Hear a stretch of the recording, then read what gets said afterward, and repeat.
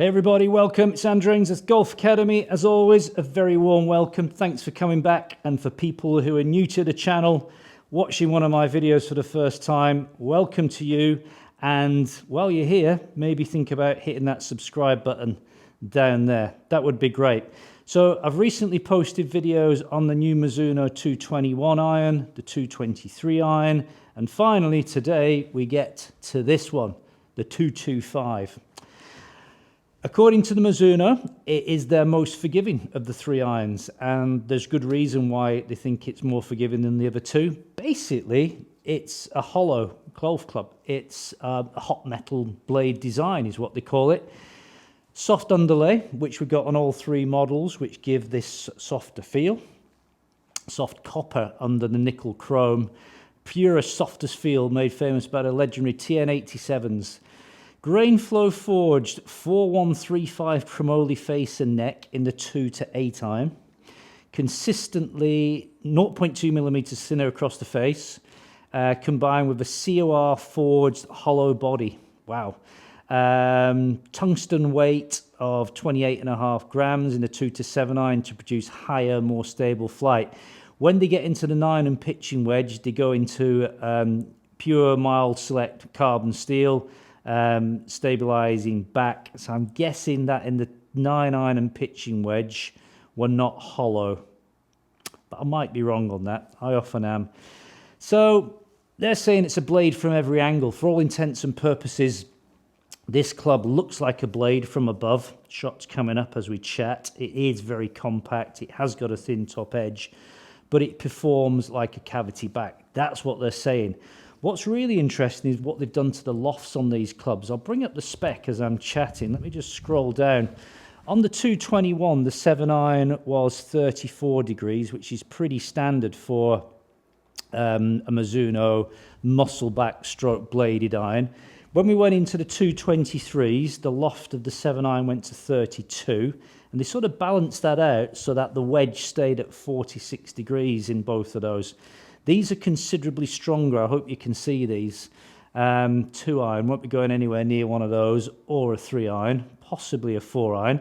But as you go into the 7, 30 degrees of loft. So they have strengthened this club up to compete, I guess, because 30 degrees now is the average loft on most cavity-backed irons, isn't it? That means that your pitching wedge is pretty strong. 44-degree pitching wedge, which definitely means that you're going to need a gap wedge at 49. Let's be honest, most golf sets these days require a gap wedge, certainly if you're going into sort of stronger lofted clubs. So that's the spec. So they're obviously looking for distance here. Lengthwise, they've stuck with the traditional 37-inch for a 7 iron, right through the board. It's a good concept. It's something they had very good success with in the first HMB sets, which came out in the 2 years ago, 3 years ago probably now, in the MP20 sort of range. So it's a well-proven model. Only downside to this club at the moment, from where I'm thinking, is price. The way that they construct these clubs is a very expensive process. And generalizing a little bit, prices go with the 221, somewhere, this is a guide price, somewhere around about £1,100 for a set of your 221s. That would be 4 to pitching wedge 7 iron sets. Roughly around about £1,200 for your 223s, and these are the more expensive ones, somewhere around about £1,300 a set. Maybe a little bit more, could go to £1,350. I'm thinking that'll be the spread, £1,300 to £1,350 for 7 irons. That's a lot of money, isn't it? £1,300 for a set of irons. I think that is a lot. Premium, I know, but I still think that's a huge amount of money to pay for a set of golf clubs. But maybe I'm selling them. You know, I sell golf clubs for a living, and I think that's a lot of money. Are they worth £1,300? I'm not entirely sure they are. I'm going to hit some balls with them right now, and I'll re-answer that question at the end of the video. Launched in this country just at the moment for fitting purposes. You can't buy these clubs at the moment. You can go and get a fitting at your local fitting centre like me. The shafts are limited at the moment. Mizuno, Ping, that was nearly a Freudian slip I let go there, wasn't it? Mizuno do a huge choice in shafts, but with the golf industry in disarray at the moment with supply, there's only a handful of shafts available. So if you do go for a fitting, make sure you ask the fitter what shafts are available. Even going into next year, we're going to see short supply on shafts all the way through next year, I would think, and grips. So the fitter, if they're clued in, will probably be able to tell you what shafts are going to be available in Feb, March, when you'll get these clubs, rather than in September. So let's go and hit some of these. Let's go. Okay, time to hit a few balls with this Mizuno Pro 225. It's a 7-iron. I've gone a little different on the shaft today. What have I got in here? I've got an NS Pro Neo in stiff, all standard lie, standard length, Callaway Chrome Sole, soft balls on the deck. I'm on my new GC2 HMT Foresight software, which I've just recently upgraded at a place called Beaver Hills Country Club. Couldn't get the words out then. Beaver Hills Country Club. Sounds like something out of Caddyshack, doesn't it? I just Googled it, and it is actually a real golf course in America somewhere, but it's temporarily closed at the moment in the real world. But it's open today in the virtual world of Andrew Ainsworth's Golf Academy. Now, 181 yards to the flag, which is pushing it for an old boy like me with a 7-iron, isn't it? But I'm going to let you in on a little secret. I'm working on my golf swing, which is always dangerous. I've always had a very short golf swing, and I'm trying to lengthen the backswing at the moment. I know I can do it physically, but, you know, that's a pretty full backswing, wouldn't you say, to there. But generally I get to about here, and then everything gets very handsy and wristy, and I attack the ball too much from the inside. So I'm having a little go at extending the length of the backswing at the moment, which has been bringing some mixed results, but we'll have a little go at it for your entertainment. Here we go. Let's hit a couple. Pretty good strike. It's a bit of a, what does that backswing look like? I'm going to have a look at the video myself in a minute. It does feel like a bit of a leap of faith taking the club back that far for me. Club speed's definitely increasing with my new longer backswing, 89 miles an hour. I didn't strike that particularly well. Back to the club in question. What does it look like over the ball? It's pretty classic. Looks like a blade, which is good news really, because that's what it's supposed to be. It's a good looking club, minimal offset, real Mizuno-esque looks to it. Let's go again. Now that was an interesting one. That was so thin. It was right off the bottom of the club.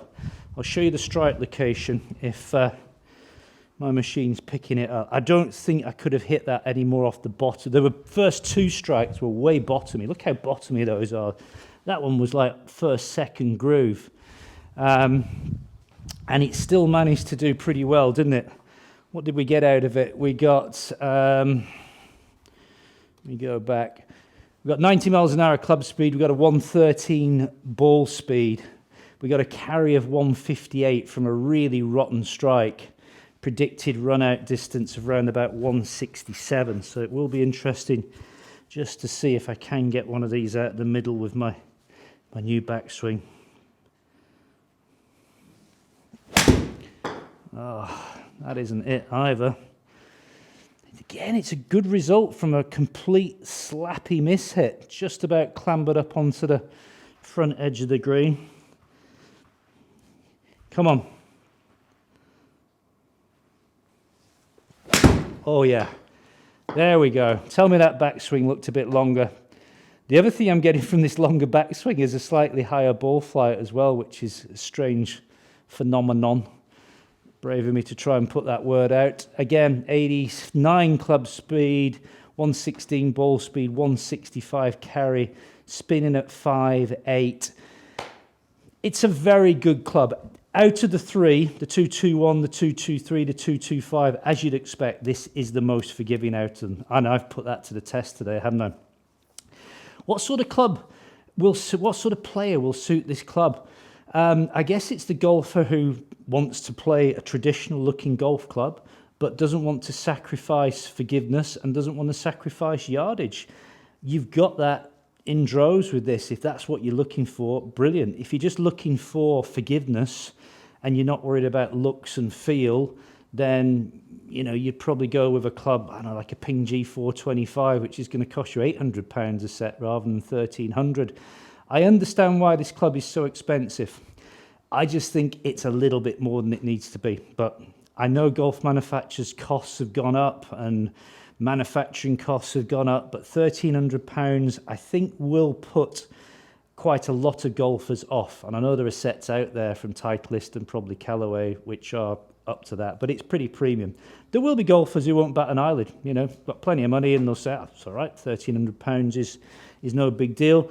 And I guess when you work out the longevity of a golf club, a club like this should be lasting you 10 years, 8 to 10 years. So £130 a year for 10 years, if you break it down that way, is pretty good value with my salesman's hat on. So there you go. It's the Mizuno Pro 225. Very interesting club. I've enjoyed testing its playability. I did have a few in testing before warm-ups where I was getting the carry distance. I got club speed up to 92 miles an hour with a 7-iron, which is high for me. And I was getting the carry distance up to 170, so it's a powerful iron. There you go. Thanks for watching the video today. It'd be very interesting to hear your thoughts on this club. And I said at the beginning of the video, if you're new to the channel, maybe consider hitting that subscribe button.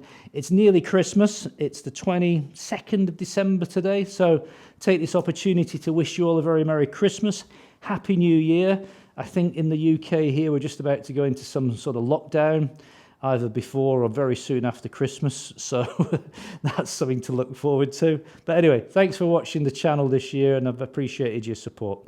All the best. Bye for now.